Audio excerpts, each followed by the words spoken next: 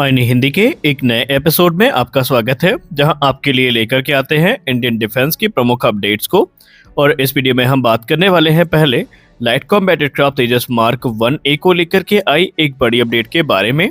इस बात में कोई संदेह नहीं है कि जब से भारतीय वायुसेना के द्वारा लाइट कॉम्बैट एयरक्राफ्ट तेजस को बड़ी संख्या में खरीदने का ऑर्डर दिया गया है, उसके बाद से जो पोटेंशियल बायर्स हैं उनका कॉन्फिडेंस भी लगातार बढ़ा है।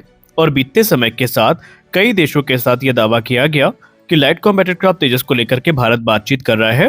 इसमें अर्जेंटीना, मलेशिया और भी कई देशों के नाम बीतते समय के साथ सामने आए।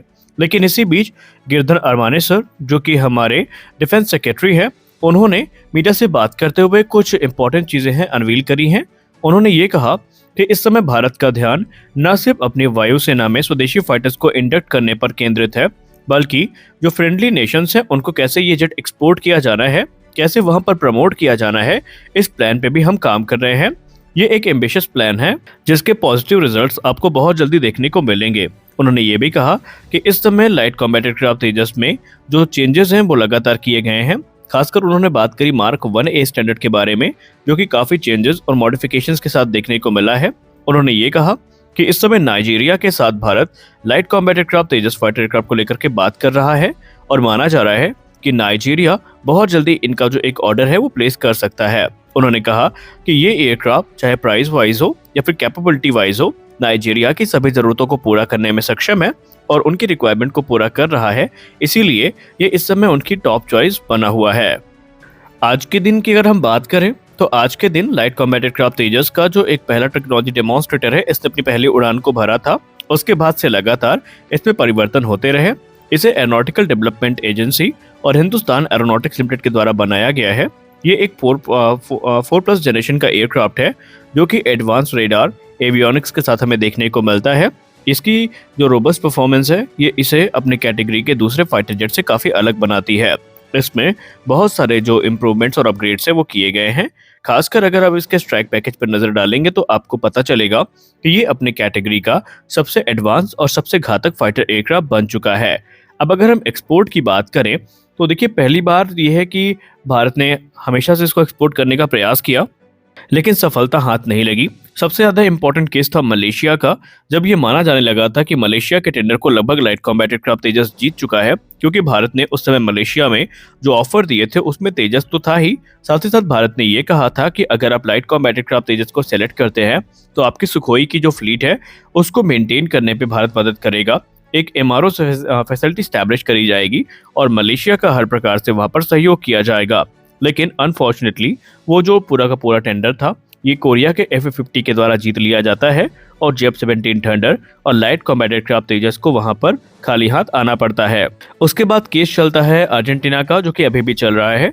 शुरुआत में ये माना गया था कि अर्जेंटीना JF-17 थंडर या लाइट कॉम्बैट एयरक्राफ्ट तेजस में से किसी एक को सेलेक्ट करेगा, और इस बात की पुष्टि तब हुई थी जब पहले अर्जेंटीना का एक डेलीगेशन चाइना पहुंचता है, जहां पर वो JF-17 थंडर की जो फैसिलिटी है उसका दौरा करता है और उस एयरक्राफ्ट के बारे में, यानी JF-17 थंडर के बारे में जानकारियों को प्राप्त करने की वो कोशिश करते हैं। उसके ठीक बाद हिंदुस्तान एरोनॉटिक्स लिमिटेड की फैसिलिटी में अर्जेंटीना का डेलीगेशन पहुंचता है और उसके कुछ दिन बाद अर्जेंटीना के डिफेंस मिनिस्टर ये दावा करते हैं कि ऑलरेडी अर्जेंटीना के जो फाइटर पायलट्स हैं उन्होंने लाइट कॉम्बैट एयरक्राफ्ट तेजस को उड़ाया है और तेजस को उड़ाने के बाद उसकी परफॉर्मेंस से ये पूरी तरीके से संतुष्ट हैं। रिपोर्ट्स में तो ये भी दावा किया गया कि तकरीबन 30 से ज़्यादा की संख्या में ये एयरक्राफ्ट है ये अर्जेंटीना के द्वारा खरीदे जाएंगे और बाकायदा भारत वहां पर ज्वाइंट प्रोडक्शन के लिए भी तैयार था। हालांकि भारत ने यह भी कहा था कि अर्जेंटीना जो भी चाहेगा उसके हिसाब से वो कस्टमाइजेशन करने के लिए तैयार है। रिपोर्ट्स में यह भी कहा गया था कि अर्जेंटीना को ब्रिटिश कंपोनेंट से आपत्ति थी, क्योंकि फॉकलैंड वॉर के बाद से लगातार जो एम्बार्गो है उसका सामना अर्जेंटीना कर रहा है। भारत ने आश्वासन दिया था कि अगर आप इस एयरक्राफ्ट को सिलेक्ट करते हैं तो जितने ब्रिटिश ओरिजिन के कंपोनेंट्स हैं उनको रिप्लेस कर दिया जाएगा, जैसे कि नोज रिडोम हो गया। इसके अलावा जो इजेक्शन सीट है उसको रिप्लेस करने की बात करी गई थी और इजेक्शन सीट में रशियन ऑप्शंस को एक्सप्लोर भी किया जा रहा था। लेकिन उसके बाद फिर एंट्री होती है अमेरिका की इस पूरे प्रोग्राम में, और अमेरिका की एंट्री के बाद से जो समीकरण है वो लगातार बदलते हैं। दरअसल अमेरिका ये चाहता है, अर्जेंटीना के ऊपर दबाव बना रहा है कि वो जो यूज्ड F-16 फाइटर जेट्स हैं डेनमार्क के, उनको खरीदे और इसके चलते अर्जेंटीना का जो रुझान है वो F-16 की तरफ देखने को मिला है। हालांकि दो पक्ष वहां पर बने हुए हैं, एक F-16 का विरोध कर रहा है तो दूसरा उसका समर्थन। लेकिन अब ये एक्सपर्ट्स मानते हैं कि अमेरिका की इन्वॉल्वमेंट के बाद से जो डील है ये लगभग F-16 के पाले पे गिरती दिखाई पड़ रही है।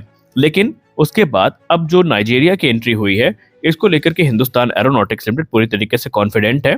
उनका ये कहना है कि नाइजीरिया की जरूरतों को पूरा करने के लिए ये एयरक्राफ्ट पूरी तरीके से कैपेबल है, क्योंकि नाइजीरिया महंगे अमेरिकी फाइटर जेट को अफोर्ड नहीं कर सकता और ना ही उसको लेने के मूड में है। ऐसे में नाइजीरिया लगातार लाइट कॉम्बैट एयरक्राफ्ट तेजस और एसिस प्रचंड जैसे जो ऑप्शन है इनको एक्सप्लोर कर रहा है। हालांकि इसमें इजिप्ट का नाम भी जोड़ा गया है। देखते हैं कि लाइट कॉम्बैट एयरक्राफ्ट तेजस को जो पहला एक्सपोर्ट कस्टमर है वो कब मिलता है। हालांकि तेजस की बात करें तो तेजस को लेकर के भारतीय वायुसेना के जो पूर्व वायुसेना प्रमुख है RKS भदौरिया सर, वो बहुत ज्यादा कॉन्फिडेंट हैं और उनके जो हालिया बयान सामने आए हैं उन्होंने इस तरफ इशारा किया है कि क्यों भारतीय वायुसेना तेजस में इतना ज्यादा भरोसा दिखा रही है। उन्होंने कहा कि अगर आप तेजस की कैपेबिलिटी की बात करते हैं तो आपको पता होना चाहिए कि कई मामलों में ये भारत के लेजेंडरी मिराज 2000 को भी पीछे छोड़ चुका है। उन्होंने इस पर प्रकाश डालते हुए ये कहा कि मिराज 2000 जो है ये पुराने टेक्नोलॉजी को अभी भी यूज करते हैं, यानी उनके जो रेडार है ये बीतते समय के साथ इतने पावरफुल नहीं है जो कि लॉन्ग रेंज की मिसाइल्स को लॉन्च करने में सक्षम हो।